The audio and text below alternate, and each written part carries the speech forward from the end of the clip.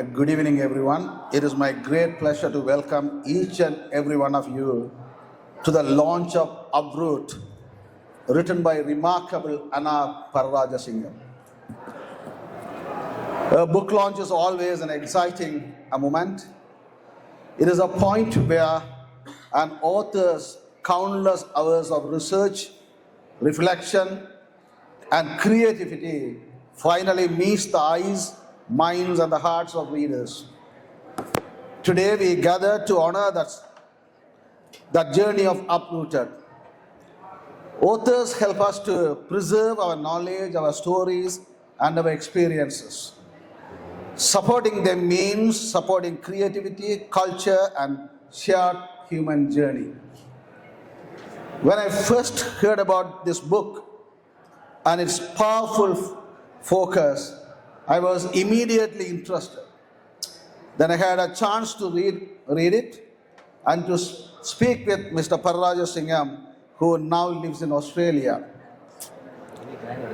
Uprooted shares the extraordinary stories of Srilankan Tamils, those who were forced to leave their homeland and rebuild their lives in new countries, as well as those who were born in other countries and have made their own meaningful contributions.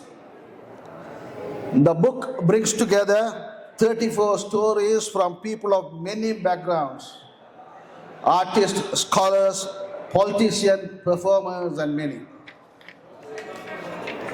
Their experiences reflect the deep loss, painful displacement, discrimination, and conflict that Tamils have faced in Sri Lanka. But through every story, one theme stands out: resilience. The book, the outstanding achievement of Tamils around the world, their success in many fields, their extraordinary contributions to countries where they live now, and their ongoing effort to preserve their culture and identity. This is what the book is all about. By highlighting the accomplishment of these 34 individuals, Uprooted serves as not only an important documentation of history and the struggle, it is also a profound source of inspiration for those who read it. It reminds us of the strength of the community that, despite being uprooted, continue to rise, rebuild, and thrive. Today, Sri Lankan Tamil diaspora has grown into a vibrant community in many parts of the world. Tamil people continue to contribute in countless ways through their hard work, skill, and dedication. The stories in this book represent only a small glimpse of what our community has achieved.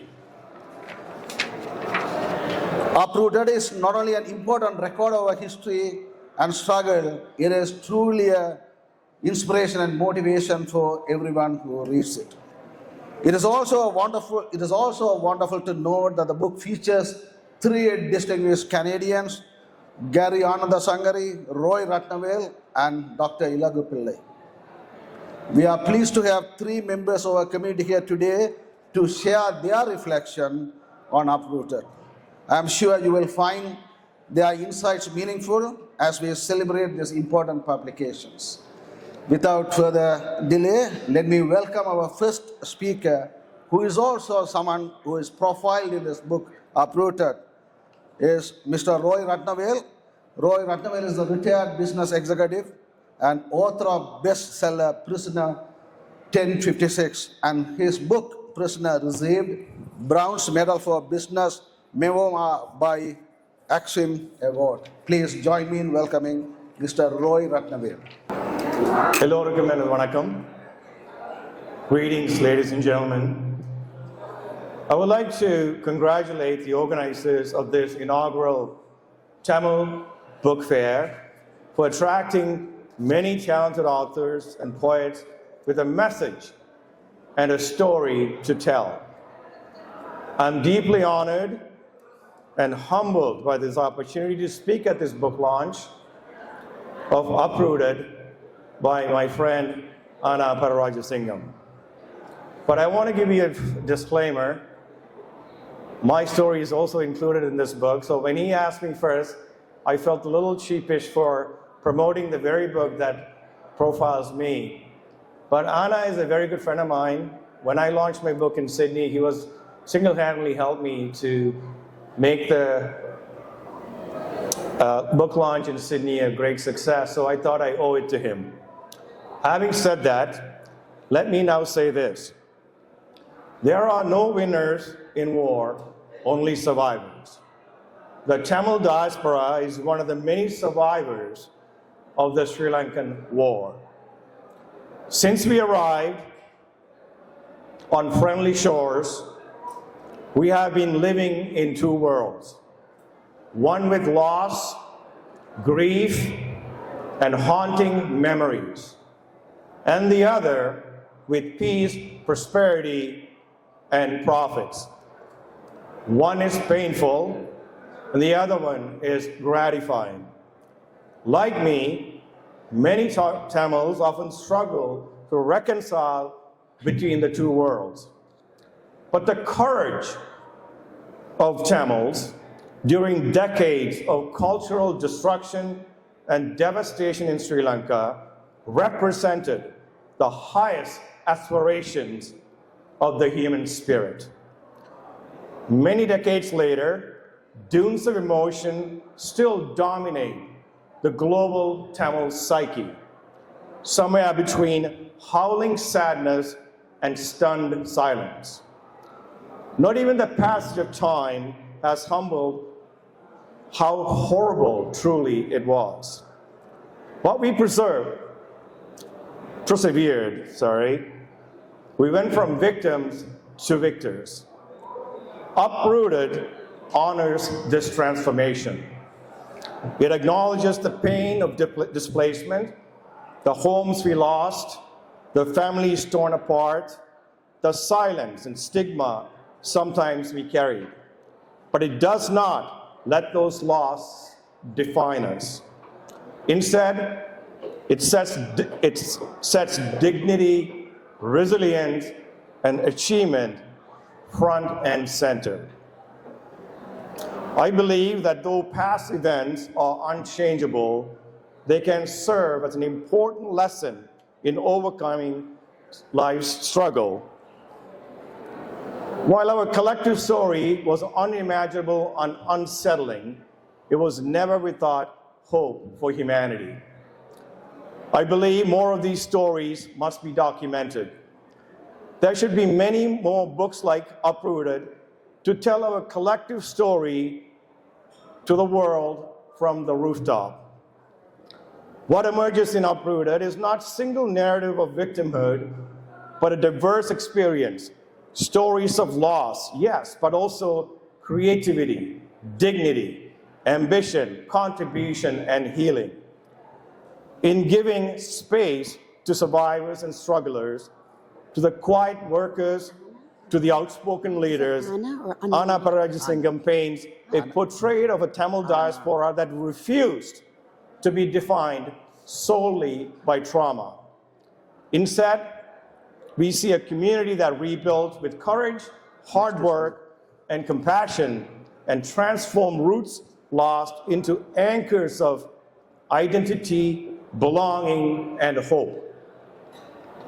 As a member of the Tamil diaspora, I found this book to be a powerful tribute and a heartfelt homage to the Sri Lankan Tamil diaspora, a community that has endured unimaginable suffering, yet emerged with extraordinary resilience and dignity.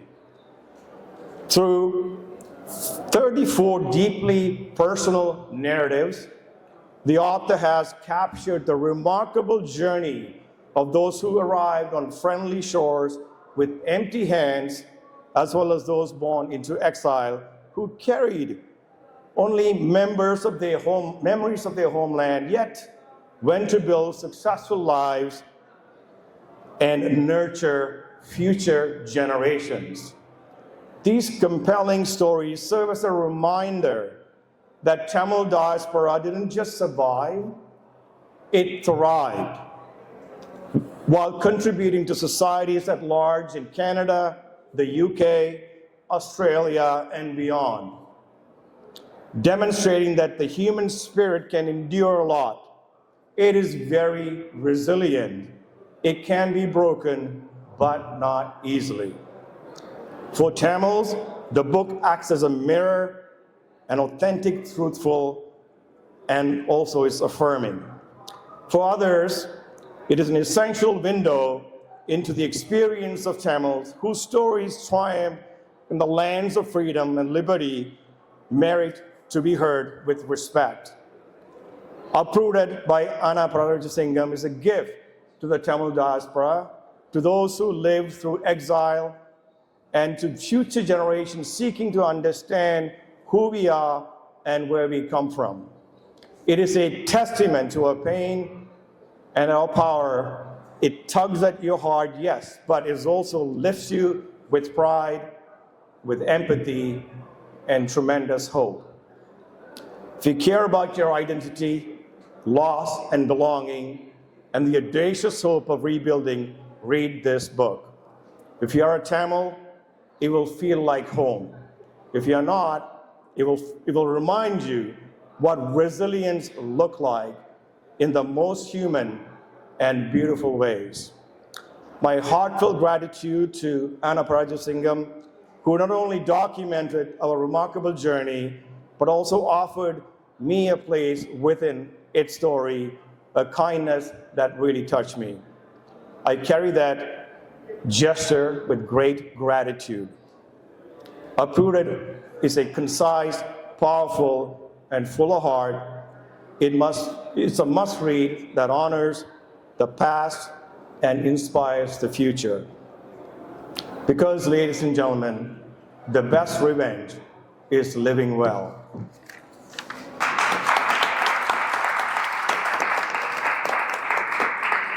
I started this speech with Tamil, so I will end with Tamil.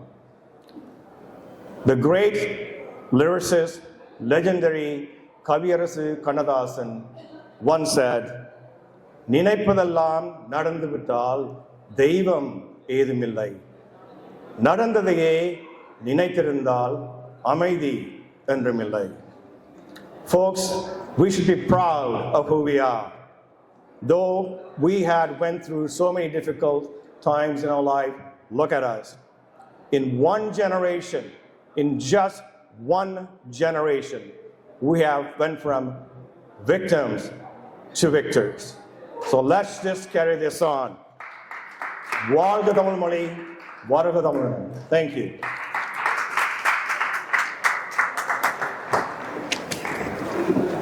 Thank you, Roy, for that such a inspiring speech. Yes, Tamil diaspora is not just survivors, but the diaspora thrive. And he also noted that the book is a gift for the Tamil diaspora. So I hope all of you buy this book and read it. Certainly, it will be such a inspiration for everyone who reads it, especially the younger generation. And Roy, I must mention this, Roy actually had a conflict because of his travel. Because of this book fair and this book launch, he rescheduled his travel arrangement to be here. Thank you, Roy. Thank you. Next, we have someone from our next generation, Ravina Ravindran. Ravina Ravindran is a law graduate and currently articling at a law firm and Bay Street, downtown Toronto. Please welcome Ravina Ravindran. Good afternoon and good evening. Language is a vehicle of memory. It carries a weight of who we've been and the promise of who we might become. For me, it carries two worlds, Tamil and English. Two scripts that taught me to exist in translation. One is rooted in history. The other is restless for belonging. I grew up learning language not just as communication, but it was an inheritance. Every syllable of Tamil was an act of survival, and every word of English was a negotiation of space. That's why reading Uprooted felt like a coming of home to that tension. It was like discovering a ledger of my double life, a record of loss, a catalog of reinvention, and a map of how belonging is rebuilt across generations. Anna Pararajam's collection is not just sentimental, it is forensic, tender, rigorous, a study of why people leave and how they recompose themselves in lands that were never designed for their return. It mirrors stories that I've heard at the kitchen table with my parents and conversations with my Tamil friends. The same mix of grief and grace that lives in our parents' silence. Pararajasingham asks us to recognize patterns of how host countries swing between welcome and suspicion, how the second generation wavers between assimilation and assertion, and how memory becomes the new currency for identity. When language is exiled, art becomes its refuge. When history falters, stories takes its place. So when I read this book, Uprooted begins where it should. It begins with the artists, the ones who turn displacement into language and longing into form. Writers that are very familiar to me, like Shyam Selvature, Didi Ganeshanathan, and Shobha Sakti, don't just recount exile, they reimagine it.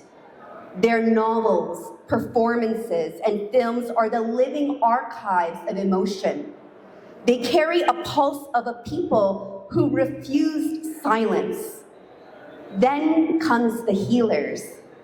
Dr. Umesh Arunagiranathan, who arrived in Germany as a teenage refugee, rebuilt a language before he rebuilt a life. He learned German, syllable by syllable, then rebuilt the muscle of a heart that had stopped. He reminds us that service can be a second homeland. When you heal another body, you find your place in a human one. Lakshi Vilmaraja, the mediator, offered a different kind of surgery, one of relationships. Her insistence on listening until the room breathes again felt profoundly Tamil to me. Like what our mothers did at the kitchen table, holding contradiction until it softens. Arun Jagan warned that compassion without consciousness can recreate the hierarchies it hopes to undo. He taught me that empathy must be married to accountability. Then he goes and dives into the thinkers and the teachers. Professor C.J. Elizer, who left when language became law, and Suresh, who turned exile into theory. Their departure was a national indictment, but when a country drives out its scholars, then it exports its own future. It showed me that every Tamil syllable spoken in the diaspora is an act of reclamation, a declaration that we are still here. The survivor story carries the tremor of a memory that no amount of success can steady. Yet what astonished me was their refusal to be defined by pain. Roy Ratnavale turned imprisonment into mentorship. Sean Christie David turned business into social repair. And their lives remind us that resilience is not denial, it is design. It is how a community re-engineers itself after catastrophe. And then we have the activists and the politicians. Danny Sriskandaraja, and our very own Gary Anandasangri, their courage to speak Tamil truth to Western power has inspired me. Even as I understood the loneliness to speaking Tamil truth, but being the only one in a room that misunderstands you by default. Representation, they remind us, is not assimilation, it is translation, carrying ancestral values into civic life without apology. And by the time in this book I reached to the chefs and athletes, I understood that everyday joy is also a revolution. Tarsini, Tanendran baking her way onto television. Tanesh Thanaratnam blending Tamil spices with French cuisine. Vimal Yoganathan blending and sprinting into English football history. These are the quiet victories that roar. They prove that Tamilness is not bound by tragedy. It can taste like sweetness, it can smell like spice, and it can sound like victory. Resistance isn't only protests, marches, or manifestos. It is the gentle insistence on joy, creativity, and visibility. And then the final story, a man returning to a homeland where he no longer recognizes himself. I wept. Because every diaspora child carries that question. If I go back home, will home recognize me? That answer, uprooted gives. It is tender and unsparing. Because sometimes return is impossible, but remembering is non-negotiable. Remembrance in itself is a political act. To remember truthfully is to resist revision.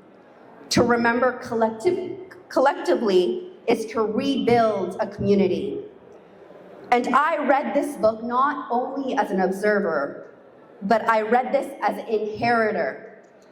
My generation, we stand at a threshold, and our parents carved it with endurance. The people in Uprooted show us what to do with that inheritance, not to romanticize it, not to commodify it, but to mobilize it.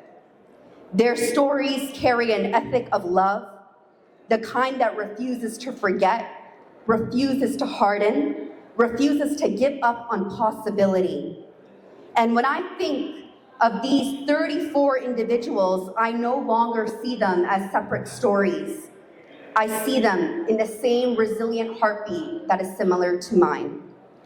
They teach me that the Tamil story is not one of exile, but expansion, that we were never scattered, we were always seated, and that the homeland is just not a place, it is a community we build wherever we stand.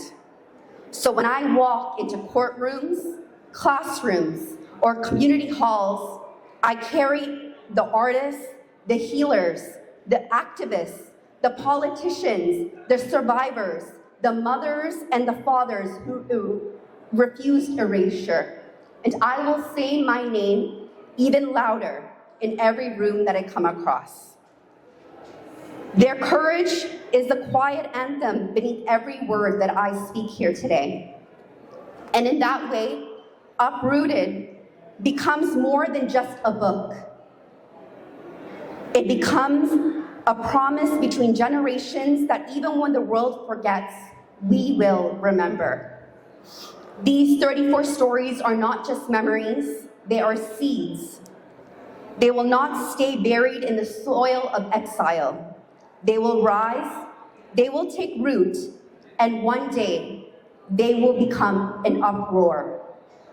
Thank you, Anna, for this gift and inheritance, for I will cherish this for generations to come. Nandri.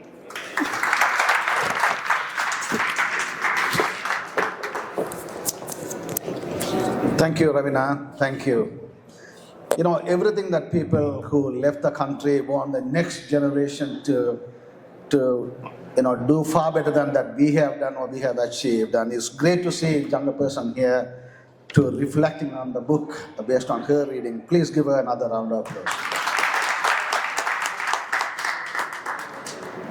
Next, we have our final speaker for the day, Mr. Ken Kandiban. Ken Kandiban is a former Chief Financial Officer and Chief Risk Officer of Ontario Financing Authority, and he's an avid reader of books. So let's hear from Mr. Ken Kandiban.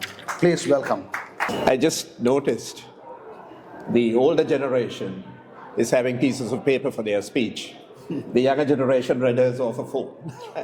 That, if anything, encapsulates the division between the generations. Anyway, good evening, everyone. Vanakkam. It's a profound privilege for me to stand before you tonight. When my friend Sivan Ilango asked me to say a few words, I was at first reluctant. The daunting task of reading close to 300 pages of Uprooted and talking about it seemed like a lot of work, especially to someone happily into his third year of retirement. So, work is not my primary concern these days. But, however, from the first page onwards, Uprooted not only gripped me, but also transported me into the lives of these extraordinary Ulam Tamils, both first and second generation, who overcame displacement, racism, the challenge of learning a language, and making a living in a new, at times, unfamiliar culture. Not only did they make a living, they rose above it all and excelled so profoundly that they were honored by their adopted country or the country of exile in which they were born. When I finished Uprooted, I don't believe I have ever been so proud of my heritage as an Ulam Tamil. Tonight, we celebrate the release of Uprooted, Stories from the Sri Lankan Tamil Diaspora, a powerful, meticulously crafted work by the esteemed author and researcher, Anna Pararajasingham. The word uprooted is heavy. It suggests violence, severance, and loss. It speaks to the sudden, brutal separation of a people from the land that was once the very definition of their being. And a lot of you in the first generation can identify with those words. It captures the trauma of a decades-long conflict, a civil war that scattered sons and daughters, mothers and fathers across every meridian of the globe. But if you read Anna's dedication, you realize that this book is not just about the roots that were ripped out. It is dedicated to all those who remained, who, having endured a brutal war that claimed their kith and kin, continue to rebuild their lives with courage, dignity, and hope. And in honoring those who stayed, Anna's work equally honors those who left, those who carried the memory of that resilience, dignity, and hope into unfamiliar lands. The book is a vital corrective to a single, often tragic narrative. When we speak of the Sri Lankan Tamil or Ulam Tamil experience, the conversation often centers, understandably, on conflict, on the civil war, suffering, and the struggle for justice and for equal rights. But there's a second, equally important narrative, the story of creation and achievement that unfolded in the decades after we were all sent into exile. Anna Pararajasingham has undertaken the ambitious task of documenting this second story, which is, in my opinion, as equally important as the first story. He presents the diaspora not as a homogeneous mass of exiles, but as a rich, complex mosaic. He takes us beyond the statistics of displacement and into the lives of individuals who have defined what it means to be an Ulam Tamil in the 21st century. Throughout these pages, we meet a remarkable tapestry of talent, organized into distinct sections. I'm now going to tell you about a few of the 34 extraordinary individuals who caught my attention, even more so than their equally illustrious counterparts. I'm not in any way suggesting that the accomplishments of these individuals outshine the others in the book. Rather, that they appeal to me on a personal level. You, on the other hand, and I hope you will buy the book and you will read it, may find yourself more impressed with some of the others featured in the book. You've all heard of Madangi Maya Arul Prakasam, or as she's more commonly known, MIA. A story from frequent displacements to living in genteel poverty in a council flat in England to a best-selling Grammy-nominated artist speaks for itself.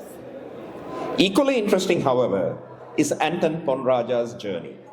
Mastering a foreign language, melding historical Swiss memes and stories with the struggles of the Ulam Tamils, and in the process, writing, producing, and acting in award-winning plays in Switzerland is extraordinary. Shankari Chandran, whose family coincidentally has a personal connection with my spouse, forged ahead and wrote about her own community and won awards in Australia. My spouse read The Song of the Sun God and was blown away. Another one of her books, Chai Time at Cinnamon Gardens, is on both of our reading lists, and I suggest that you put it on your list as well and read it whenever you have an opportunity. I was also struck by the stories of Ahilan Arulanandam and Lakshi Vimalaraja. I believe the previous speaker also referenced them. The former is a winner of the very prestigious US MacArthur Fellowship for $625,000. It's given to one person each year, otherwise known as the Genius Grant, and legal counsel on several human rights cases successfully argued in front of the US Court of Appeals, which is just one level below the US Supreme Court. Lakshmi Vimalaraja is currently the Senior Peace Mediation Advisor at the Berghoff Foundation in Berlin, Germany, an extremely senior position in which she has successfully mediated conflicts all over the world. Within the book Uprooted, she has a few principles on which she bases her mediation. I'm not going to talk about them. I'm just going to reference them, and you can find out for yourself. I assure you, it's worth finding out. The next is Dr. Umesh Arunagirinathan, who, fleeing the war-torn north of Sri Lanka, ended up all alone in Germany as a 12-year-old refugee and went on to become a cardiac surgeon, which is a very difficult specialty to graduate in. And the author of a number of books that were very well received in Germany. And this, to me, emphasizes the diversity and the ability of the Ulam Tamils. It is one thing to succeed in an English-speaking country where, except for the UK, the entire population consists of immigrants. I mean, you come to Canada, we are immigrants, everybody is an immigrant, except for the indigenous people. But it's quite another to shine brightly in a country that has been populated by the same people for millennia, who speak a language that is unfamiliar, German, Norwegian, Swiss, French, all of those. Unfamiliar in a society that is insular and not used to welcoming newcomers, particularly those whose skins are perhaps a little bit darker than the general population. Dr. Brinda Shivalingam, an Australian neurosurgeon, elicited my profound admiration. In North America, women currently outnumber men in medical school admissions. However, the practice of surgery remains a male-dominated bastion. The surrounding literature and on an anecdotal basis, women in my immediate and extended family have commented on the challenges facing women surgeons. For a woman to succeed not only as a surgeon, but in neurosurgery, regarded as the creme de la creme of surgery, is truly, indeed, truly extraordinary. I mean, hats off to. I would be remiss if I didn't mention Gary Anand Sangari, whom I know personally for decades. It is truly a praiseworthy achievement to come to Canada as a refugee and become the Minister of Public Safety in the federal government. I also have a few honorable mentions. Dr. Brent Pradhaban, veterinarian and winner of Britain's 2024 MasterChef Award. Darshini Das Dhanendran, mechanical engineer and finalist in the Densto Bagadist, the Danish adaptation of the British television bake show, the Great British Bake Off. Amruta Surain Kumar, the first professional Tamil cricketer to represent the English national team. I mean, the mosaic that these Ulam Tamils represent is truly extraordinary. You go to any part of the spectrum, they are there. Not only are they there, they excel. These stories are proof that when roots are severed, they don't simply die. They sprout new shoots in the unexpected cracks of foreign sidewalks. The very act of being uprooted became the creative and intellectual fertilizer for a new generation of global citizens. Anna's work brilliantly captures the central tension of diasporic life, the suspension between two realities. For those of us in the first, second, and now the third generation, our identity is often a constant negotiation. We belong fully to the lands that adopted us. I consider Canada as my home. Australia, Canada, US, Germany, Switzerland, Scandinavia, Norway, the UK. Yet, we belong irrevocably to a history that feels both distant and immediate. We are global citizens who live with a collective ghost of memory. This duality is most keenly felt in the generation of our parents and grandparents. In a poignant chapter, Anna touches upon the heart-wrenching annual ritual of the elderly diaspora. They are described as migratory birds. The image of the migratory bird, suspended between the comfort of their new nest and the pull of their ancestral home, is perhaps the most eloquent expression of their uprooted condition. They are tethered by love to one world, their family, and bound by history to their past. Their lives are a beautiful, tragic pendulum swing across the ocean. Before I conclude, I must point out that the pan of praise, which is what my speech has been up to now, must be leavened with at least one rebuttal for it to be balanced. On page 6, Anna states that the impact of standardization was minimal in terms of denying Tamils admission to the university. I beg to differ. Dr. Amarnath Amarasingham's work, Pain, Pride and Politics, which is available on Amazon, informs us that 60% of the total admissions to the medical and engineering faculties in the 1950s and 60s were Tamils. Post-standardization, those percentages reduced to less than 20%. So from 60% to 20%. 40% were denied admission to the university. Post-standard, like I said, a very significant reduction that took away the prospect of higher education and gainful employment for a very large number of Tamils, leading these youth into militancy as the only path towards equal rights for the Tamil minority. I mean, Sri Lanka and Malaysia are the only two countries in the world which have DEI programs aimed at the majority. In every other country, DEI programs are aimed at the minorities in order to bring them up to the level of the majority. The reversal was the truth in Sri Lanka and in Malaysia. On an anecdotal basis, so many of my classmates in Jaffna Hindu, who prior to standardization would have ended up as engineers, lacked the resources to pursue other options, such as accountancy.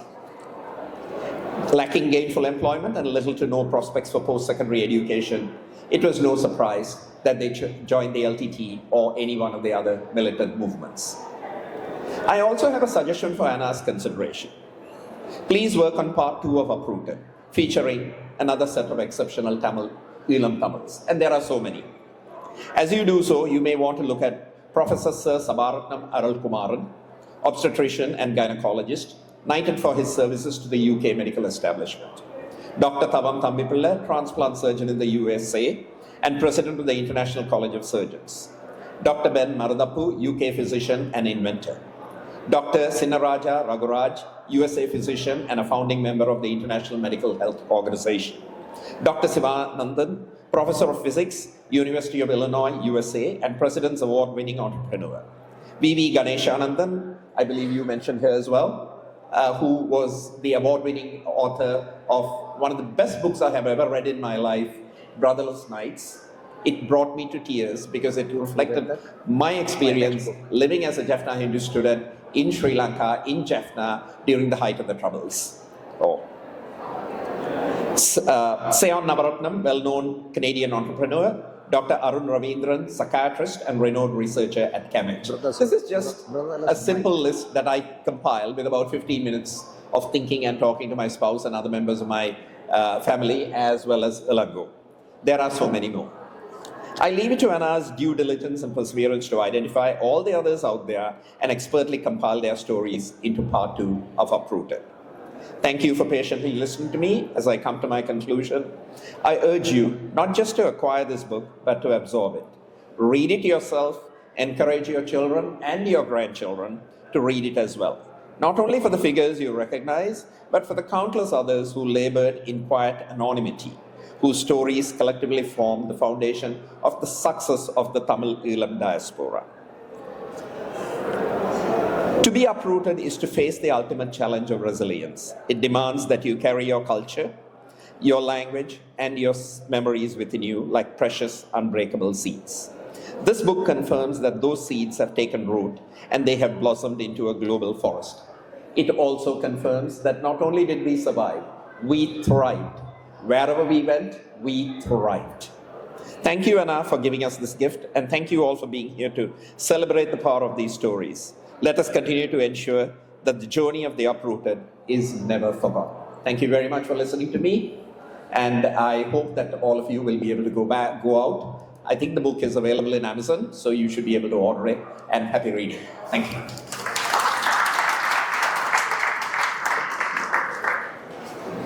Thank you, Kandiben, for such a comprehensive analysis and your message.